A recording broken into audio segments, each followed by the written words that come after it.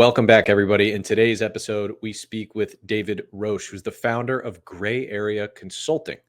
This is a really fun conversation. David's a cool guy, lives in the UK, and he has a lot of business experience working in publishing.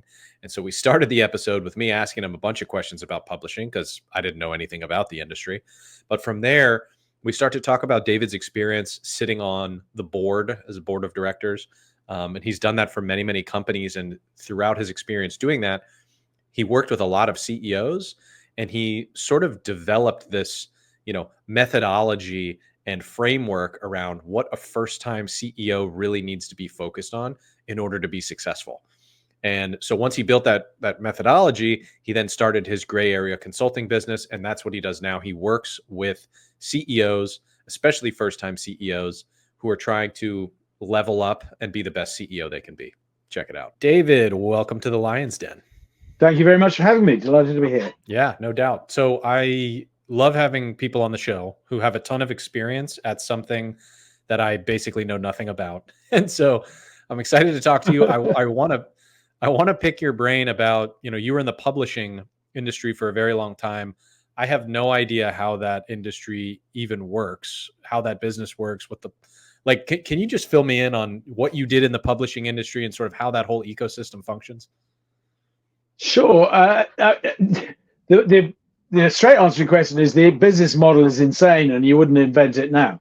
I sort of approached it from the retail angle. I've been in retail for 20 years in the entertainment industry as buying a marketing director. So I understood the music industry model, the sort of film industry model, the gaming model, and then moved into publishing.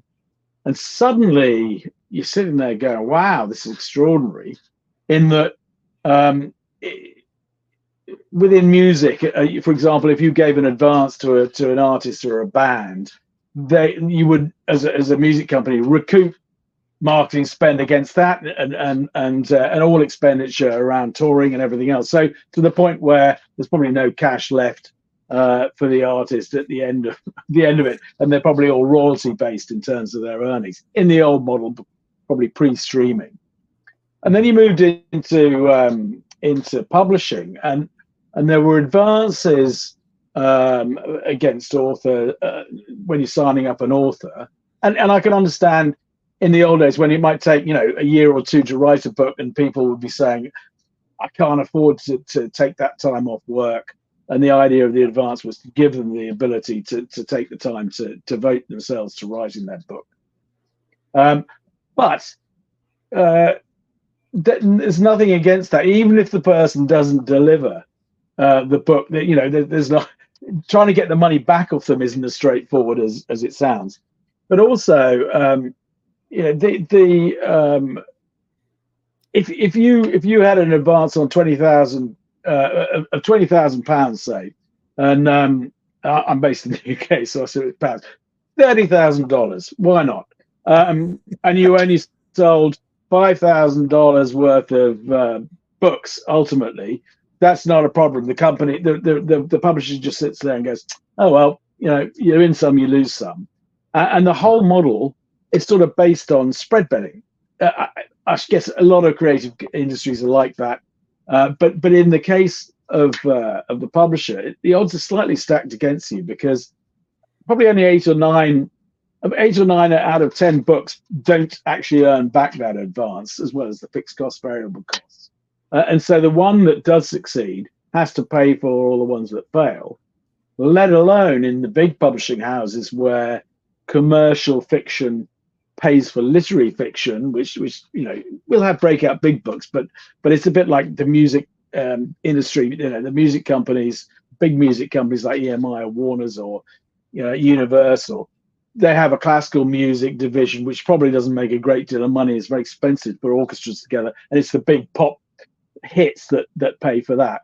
But the big difference is in the music industry, you have 5% returns capped. So as a retailer, you could set, in the old days of CDs and records, you could send up to 5% of your purchases back, and you had to sort of cut your cloth accordingly in terms of your buying.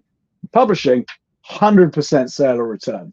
So not only are you giving 100% of the advance to the author, irrespective of how the book performs, you're giving 100% safety net to the retailer to send it all back. And what are you going to do with sort of slightly crumpled books as they're returned to you, other than pulp them? So it's a mad model, and the shift in power has gone sort of shifted between publisher to retailer, and it's sort of shifting back to publisher a little bit now. But it's insanely addictive, and once if you work in publishing and you're bitten, then you stay. Yeah. Well, I honestly didn't even know that, but now that you describe it that way, publishing is basically venture capitalism, but the only businesses you're betting on is a book. Like, right? Those are the bets you're making, and so Yeah. 1 out of 10 books are actually successful, and that has to pay for your entire portfolio of books. That is really interesting. Okay, so I can see why it's addictive. It's gambling. But we used to, as retailers, we used to say to the publishers, "Hang on, at least you're only signing up for 1 or 2 books with this author, and if it doesn't work, you move on." In retail, you were signing leases for 20 years on a store. If that store didn't work, you were up with upward only rents, and, so the investment was even worse as a retailer. I worked in some businesses with bad models. Yeah, that is funny. Wow. Okay, so then how has the publishing industry changed recently? Because I would imagine with ChatGPT and ghostwriters and are they even fronting? Are they even betting on authors anymore? Or are they just like, you got to make the book first and then come to me?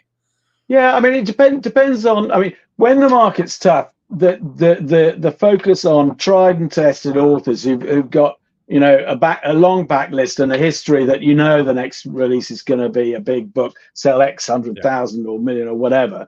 Then everyone zeroes in on that, and the risk, particularly on the major publishers, that the ability to take a risk is sort of avoided. So the focus on taking risks on things that are slightly different, out of the ordinary, is left to the smaller publishers to take the risk on that, because bigger publishers don't tend to do that. And I think it's had a few jumps and changes. Ebooks coming in 10 years ago, 20 or more, changed the model and made it more profitable for publishers, rather than printing and distribution and all those returns. And COVID, it made reading fashionable again as everyone's locked down and gets bored with watching the same repeats on TV. So books sell really well. Publishers became very profitable during that because they weren't spending a fortune on sending authors all around the country on tours and launch parties and everything else. So all the CFOs got very excited, saying, "Oh, look, we'll never send anyone out again. We'll never do any A&R and entertainment." And that's sort of steadied now. So the expansion that publishers were going through on the back of COVID sort of has seeing some reduction now. But the AI, I mean, obviously is where everyone's talking at the moment. In a creative industry that centers on writing, there's a lot of paranoia in the industry around AI. There was an announcement this week that one Dutch publisher was going to trial all its translation into English language on AI, and not all its publishing, but a section of its publishing, and that's sort of the dirty stuff hit the fan big time in the trade press and in the industry, because everyone's going, hang on, translators are similar to authors in it. It's their skill, their understanding, their empathy, their sensitivity, whatever, that actually makes the translation, and AI can't do it. So a lot of paranoia, but some interesting stuff happening with the likes of AI and blockchain or whatever to protect IP, while protecting IP, but also doing a lot of the grunt work. Publishing, though it's still as I say, a spread betting game. particularly with COVID coming, everyone's written a book, and with COVID, everyone's now wanting to publish their book. So the submission process to agents and to publishers, there's more submissions and manuscripts floating around than anyone could ever look at, and so there's a lot of people trying to play that discovery ticket to help sift, and everyone wants to find the next J.K. Rowling or whoever it might be. Yeah. Man, that's crazy.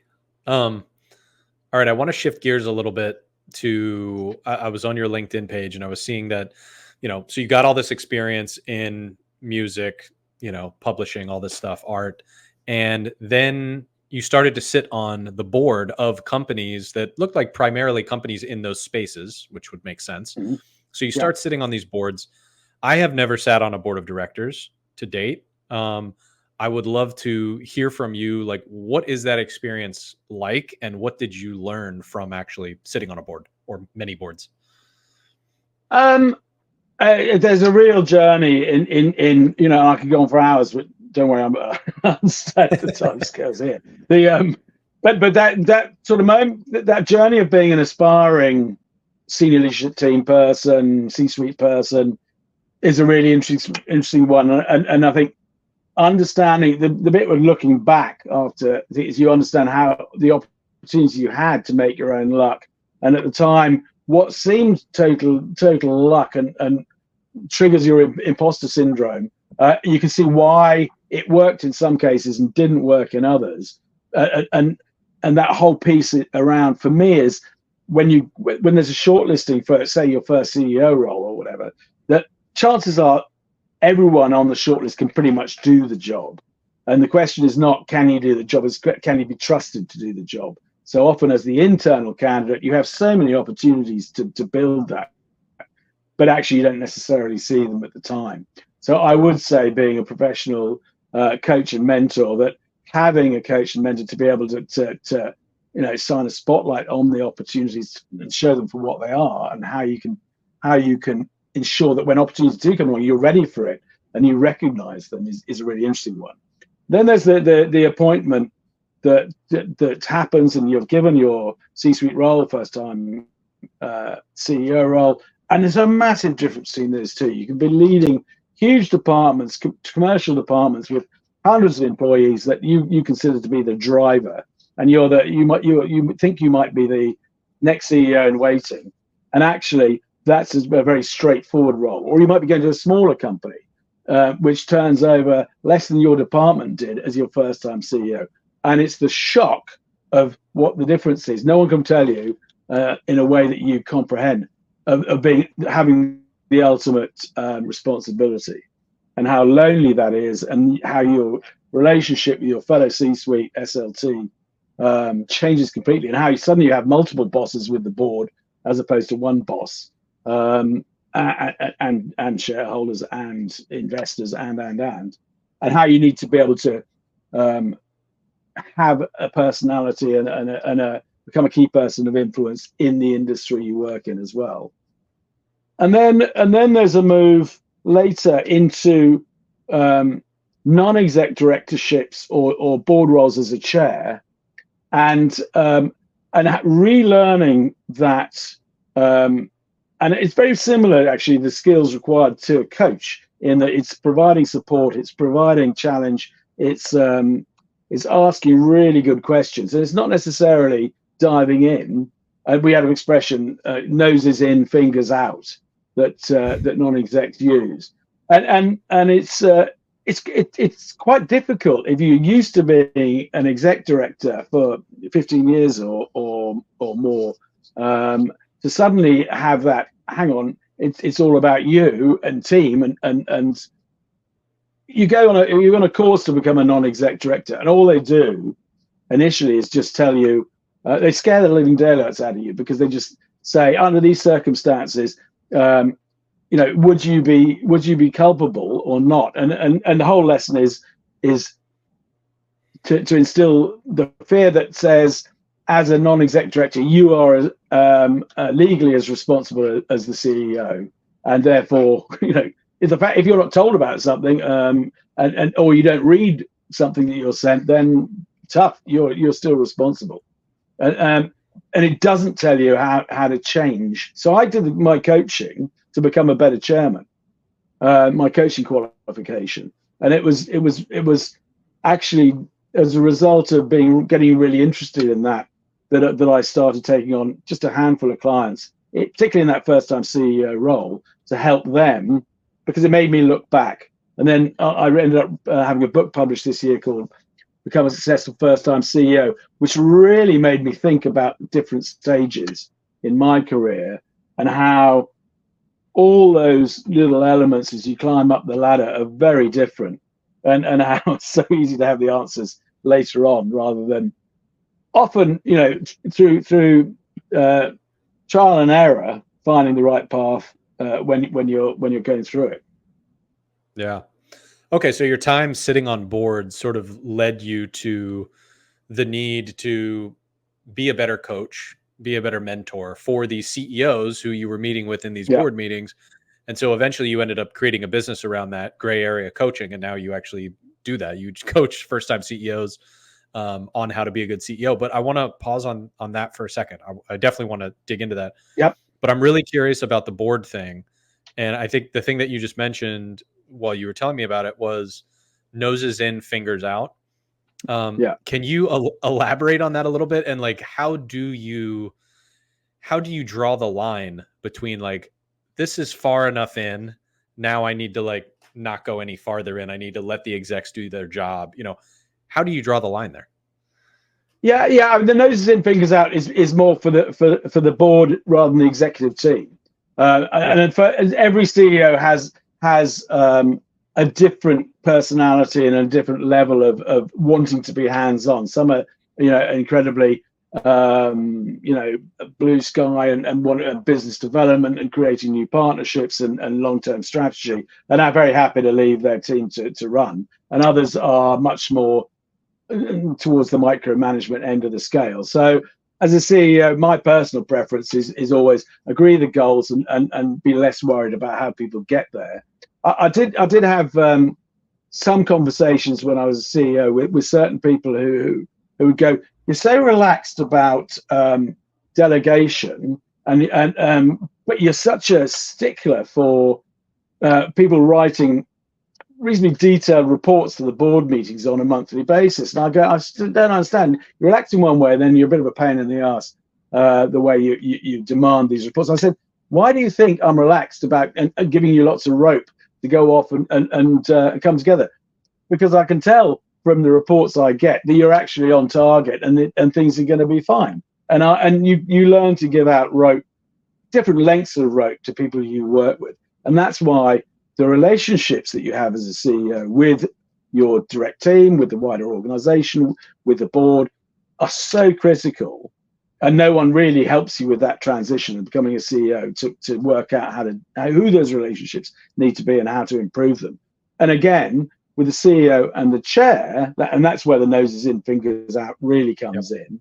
To the chair really should be there to develop, guide, and support and challenge the CEO to do the best job, but really to dive in and say, hang on, I want to get involved in that meeting with your exec team to make sure that they're doing everything.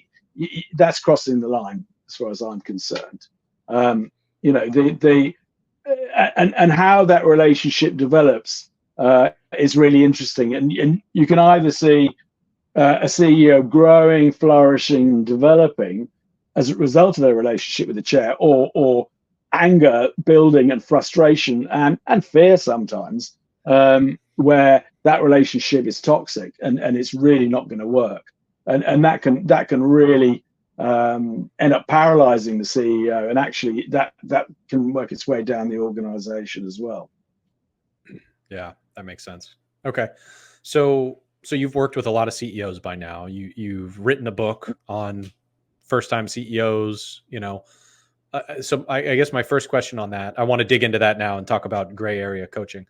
My first question on that would be, why do so many new CEOs fail? I was reading on your site 2 out of every 5 CEOs fail. So why is that?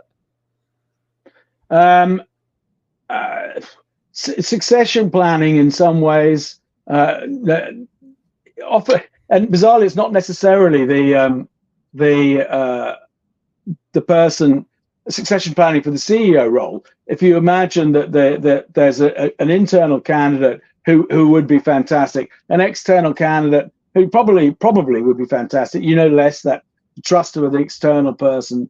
Might they fit? Would it work in this company? Who knows? You never met them before the interview, maybe, and an interview process is not necessarily the most robust way of working out if someone's going to be a success. So there's a 50-50 role there, 50-50 between the two.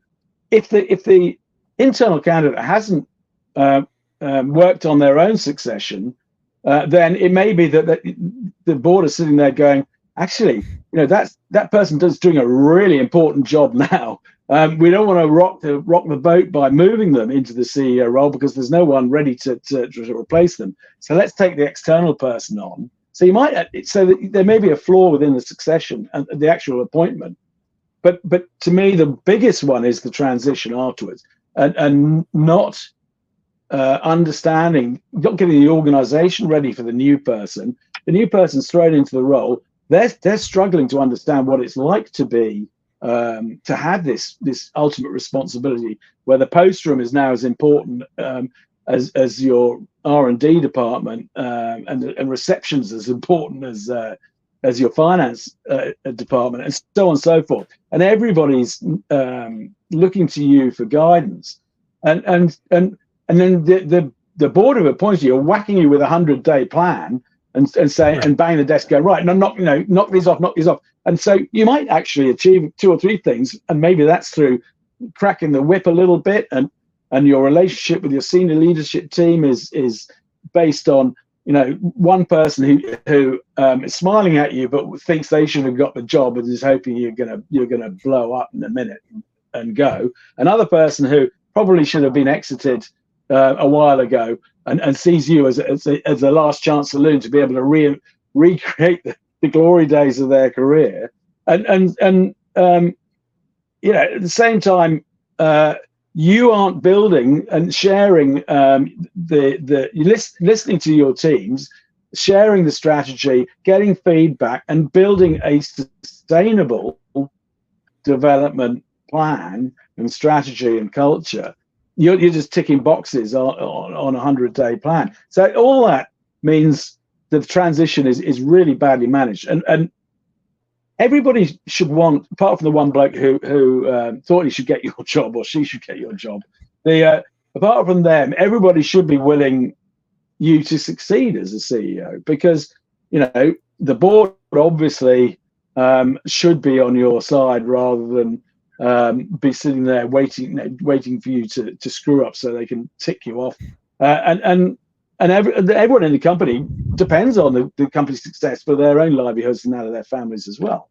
And the shareholders want to see the company do well. So why is it that the person's thrown into the deep end without the support? And I would say, as I said, as a professional independent coach and mentor, why wouldn't you give them a sounding board with experience to be able to help guide them through that process?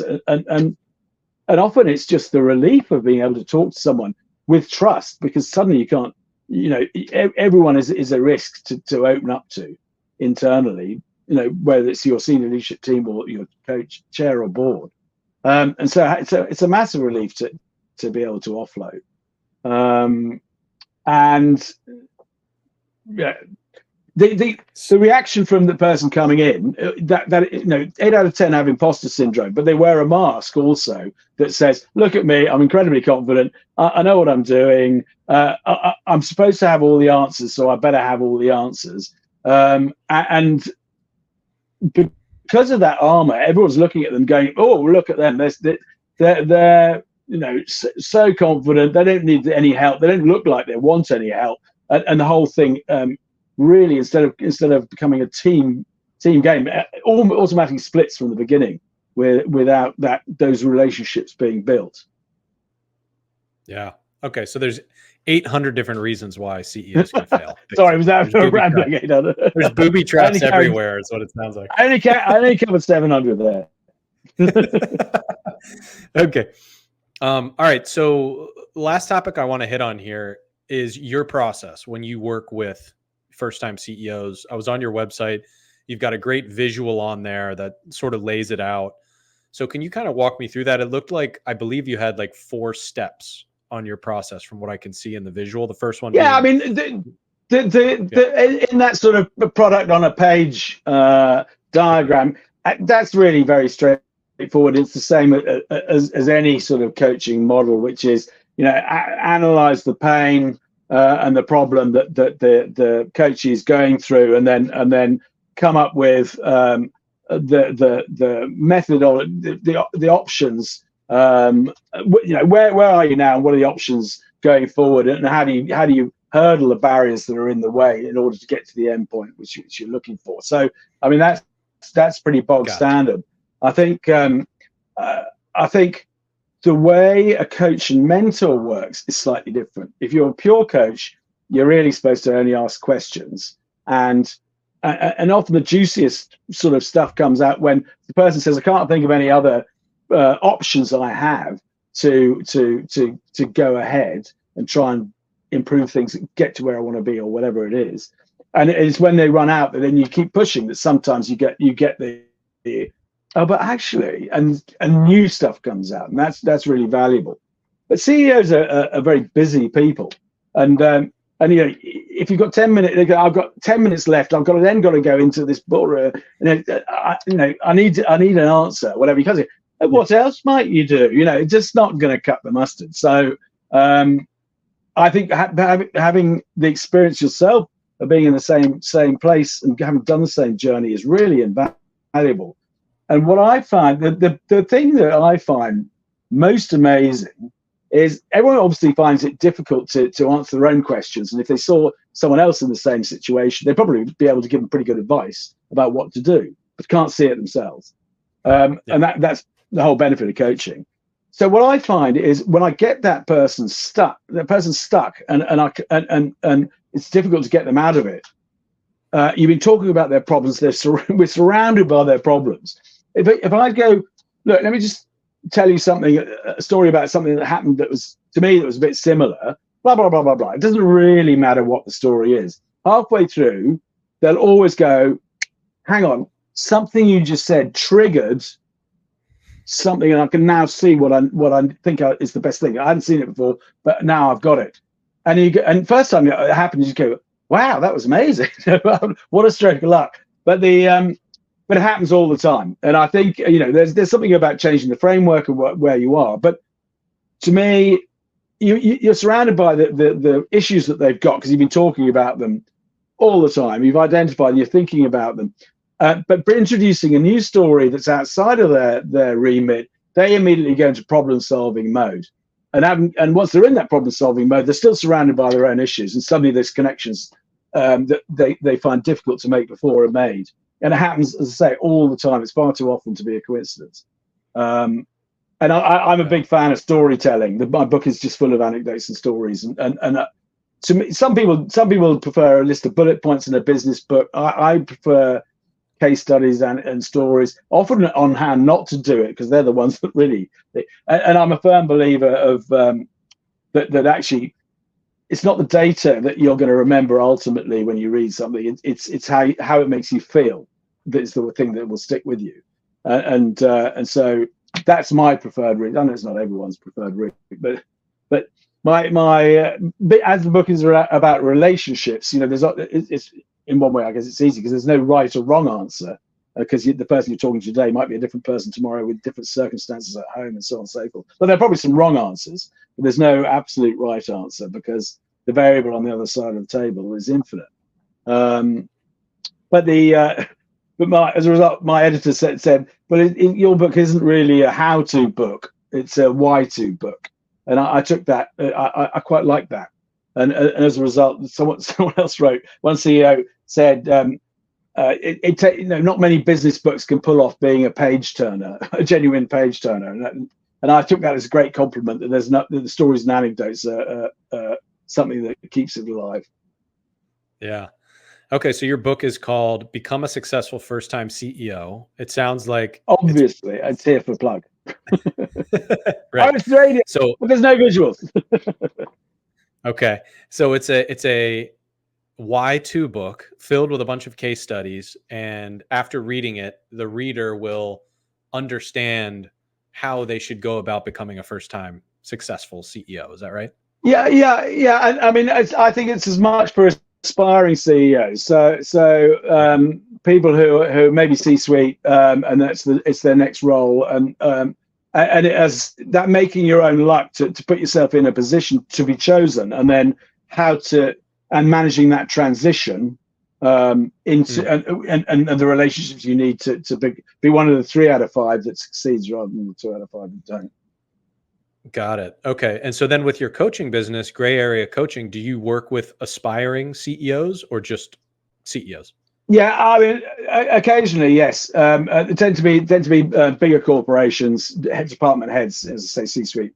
Okay. So they're right on the line, but I mean, it makes sense for me, commercially as well, because if what I do when I work with them, if that works well and they have a successful appointment, then they tend to ask me to stay on and work with them on that transition, and it tends to be quite a long term arrangement. And one of the things that does annoy me a little is this idea that coaches are only for people at the beginning of their career. Mm, If you look at great sports stars like Tiger Woods or Djokovic or Federer, anyone who's probably the greatest of all time at what they do, they still understand the importance of having someone in their corner with unconditional support for them. So the coaching is for everybody at whatever stage. I still have a coach, and it's incredibly useful for me. I still have complete blind spots about about myself in ways that I recognize from working with clients as well. yeah, no doubt. I agree. Coaches are very important. I have one as well. Um, and I think I probably always will. But I also Yeah, kind of like to change my coach up every now and then, get a different perspective, yeah, maybe get a coach with a different background who can help me with certain things a little more deeply. But yeah, totally agree. Awesome. Well, yeah, we and it depends will. where Yeah, Sorry, go go on. ahead. You go ahead. I say it depends also where you are and what your needs are. It might well Yeah. be that actually I really want to now. The company's moving into a scale up thing, and it becomes more of a business question rather than a one-to-one personal coach. And they move on. Others may be actually in need of therapy, and there's a fine line between saying, well, hang on, this is not an issue that as an exec coach that's appropriate for me to deal with. I think you know a therapist might be more useful. And I agree. A different perspective, I think, is quite good. I actually have one thing that works quite well for me is I have what I call in the UK we have what's called an MOT. You every year when your car is 3 years old, every year you have to have your car checked out and make sure it's ready for the road.